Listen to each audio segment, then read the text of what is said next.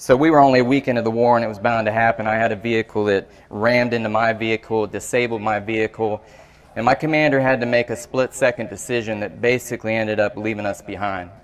So my soldier were there about the better end of a day, and it's a little bit crazy back then. We hadn't learned everything the hard way yet, so you got people hiding behind sheep, and you just don't know what's going to happen at any given moment. So me being a country boy, I do what any country boy would have done. I just start rednecking this truck. I'm taking duct tape, 100-mile-an-hour tape. I'm taking sledgehammers to this truck, just get it to where it can actually drive. So we managed to do it, and we take off kind of like Beverly Hillbillies. That's what the truck looked like, but we take off, and we got about 24 hours to find my unit. But at that point, we already kind of felt abandoned by the unit. So that's the point I want to make today. I felt like maybe that was the point where I started to plant these seeds of unforgiveness in my heart, maybe towards leadership, because by the time we made it to the unit, more happened in 24 hours than I can even explain in this moment. But by the time we show up to the unit, I already had artillery hit my truck once, disable it again.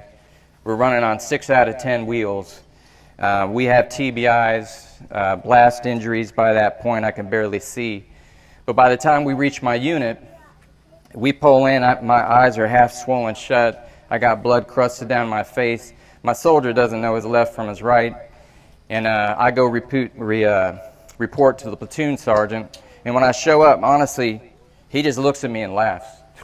He's like, "Sergeant D, you got to get some rest." As if I had that opportunity prior. But he's like, "Just get at least a couple hours in." That's what we had. So I didn't even hesitate.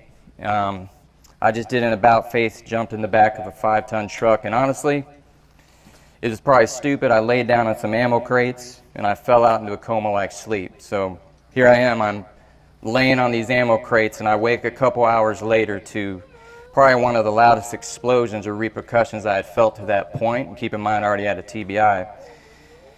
And when I wake, I'm on the floor of this truck, and I just see all this secondary fire, secondary explosions going on around us, rounds whizzing by the truck. And my first sergeant peeks his head in the back of the truck, and he's just like, "Sergeant D, what are you doing? You stupid? Get out of the ammo truck." You know, and to be honest with you, I was so out of it, I fell back asleep.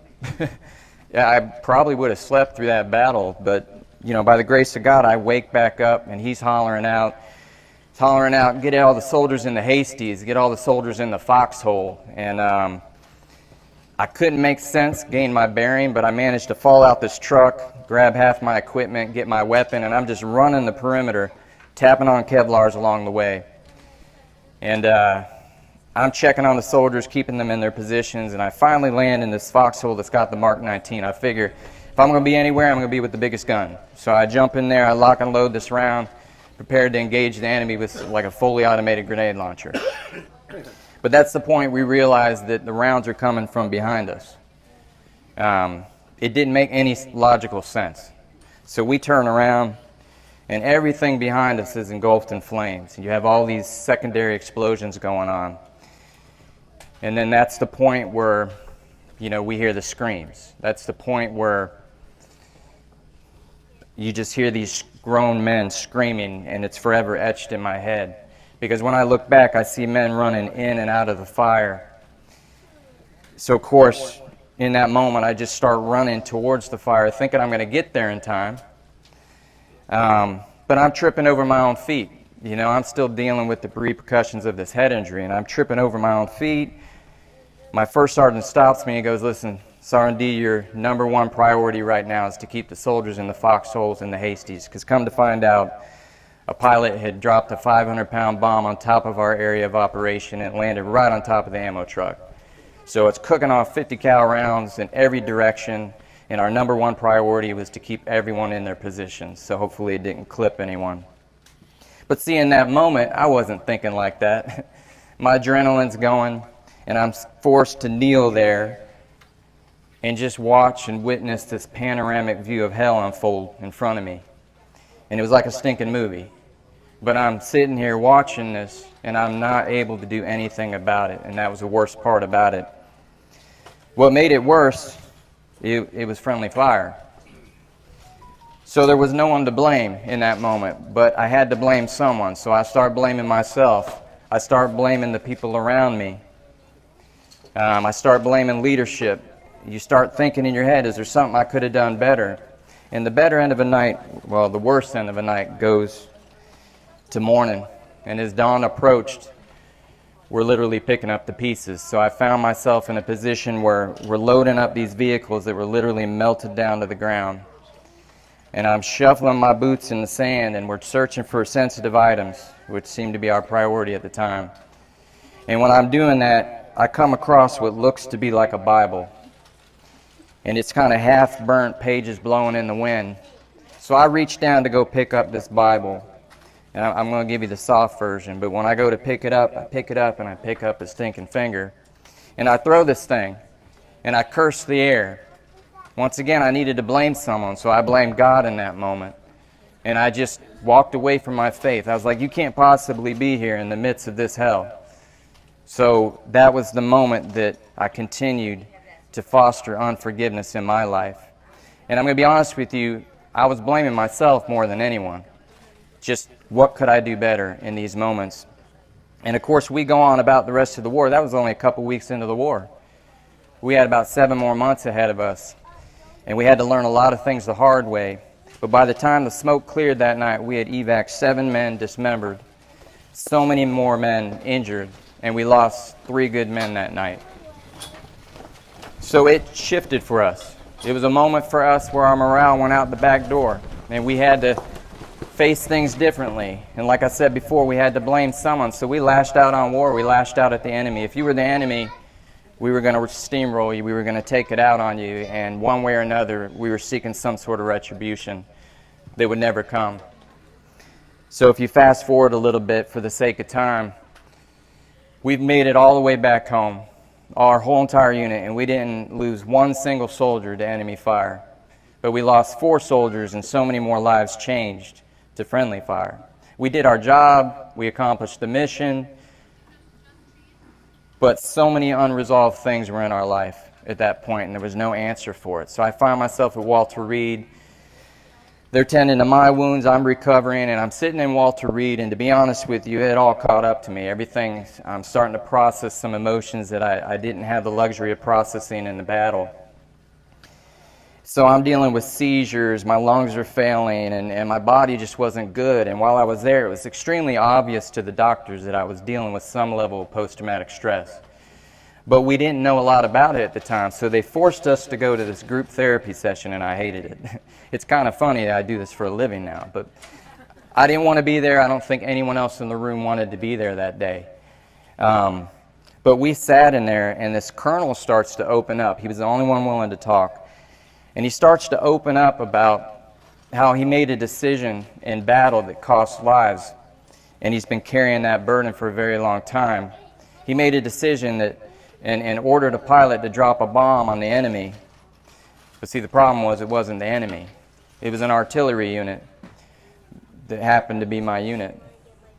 What are the odds that the man that made the call to drop a bomb on our unit that changed our lives forever was sitting right across the stinking table from me? It was a moment in my life where I got to admit there was no thinking going on. Everything in the room turned red. I was a young buck sergeant at the time, and I honestly lost it. I jumped this table, I end up on top of this colonel, and I'm looking in his eyes, and honestly, there was nothing in that moment stopping me from seeking retribution, some form of justice in that moment. There was no one in the room that could have stopped me from fulfilling what was ultimately my biggest battle. So I'm sitting there, but somehow, miraculously, in these split seconds, I'm looking into this guy's eyes. I had a moment to look into his eyes, and as I'm looking in his eyes, I saw guilt, I saw shame, I saw condemnation, and it was as if I was looking right into my own eyes, like I'm looking right at myself. And in that moment, as powerful as it was, it broke me. It's what it took for me. And you can't tell me someone's not paying attention to details up there, because I find myself in this position, I'm like, I just don't even know what's going on. But it was so powerful, so I lift him up, I get him up, and keep in mind I almost lost my stripes over that day, but I pull him up and I embrace him. I had one of the most awkward man hugs I've ever had in my life, but we're sitting there, we're embracing. I forgave him, he forgave me, and then I watched something very powerful happen.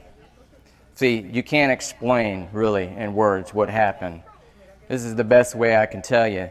But what I can tell you did happen was the fruit of that is as if I was carrying this rucksack full of rocks, this pack full of rocks, and it was like rocks were just being taken out. And the burden was being lifted from me. And we became friends. That's the short version. But I'm going to tell you a key part of this story. I didn't nurture that. I got this glimpse at the power of forgiveness, but I did not nurture it. I did not forgive other people in my life. I think I dealt with things in my life later on I didn't need to deal with the same way.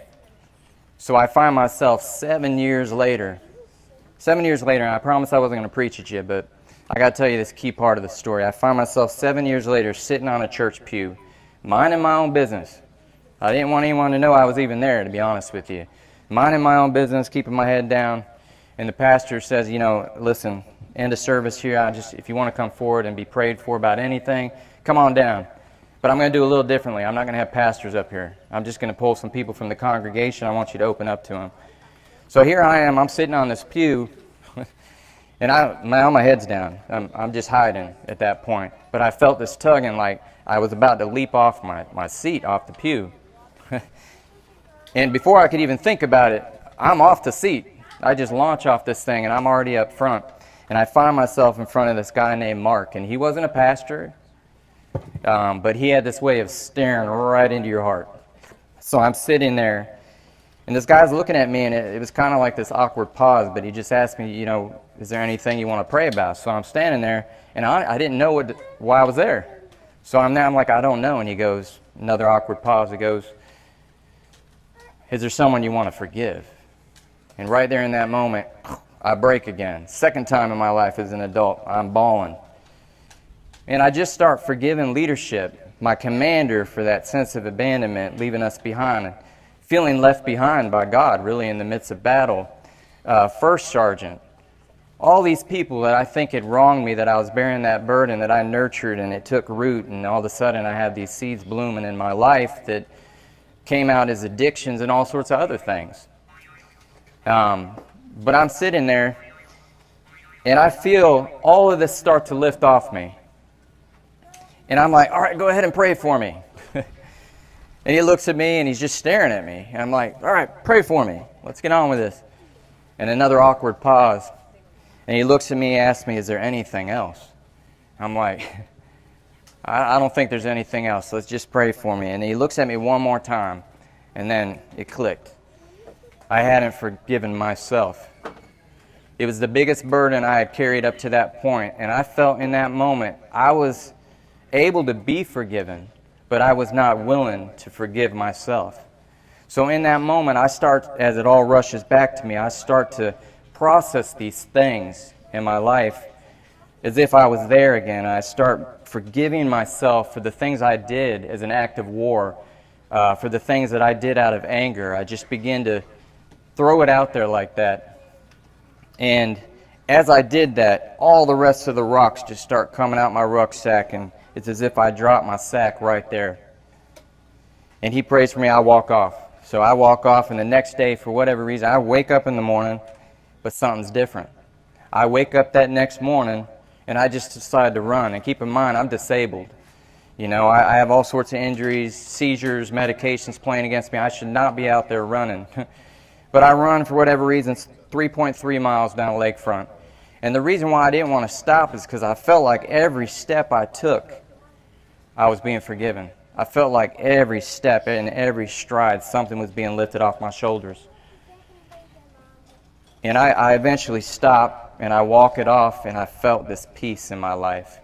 And I want you to know that because I'm a living representation of the fruit of what can happen. Because what happened was, and it took some time, a year later, I start to see the healing. I'm off medications. A year later, you wouldn't even notice I've ever been injured.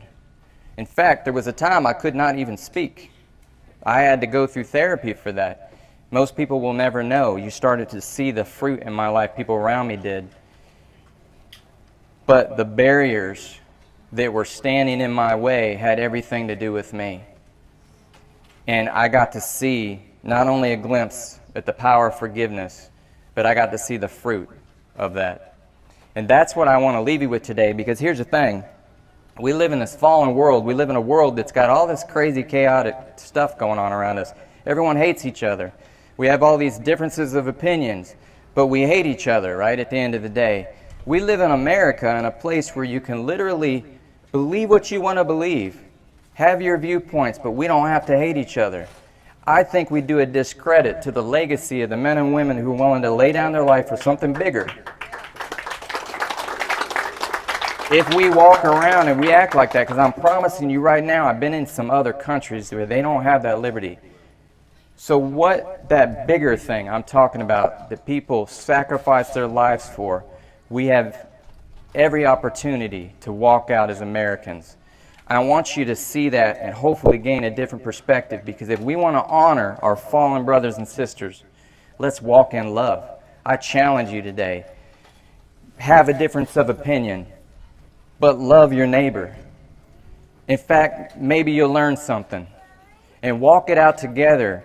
Reach out to people. Carry the load for them. I dedicate the rest of my life to doing that. And my life's been completely empowered by doing that.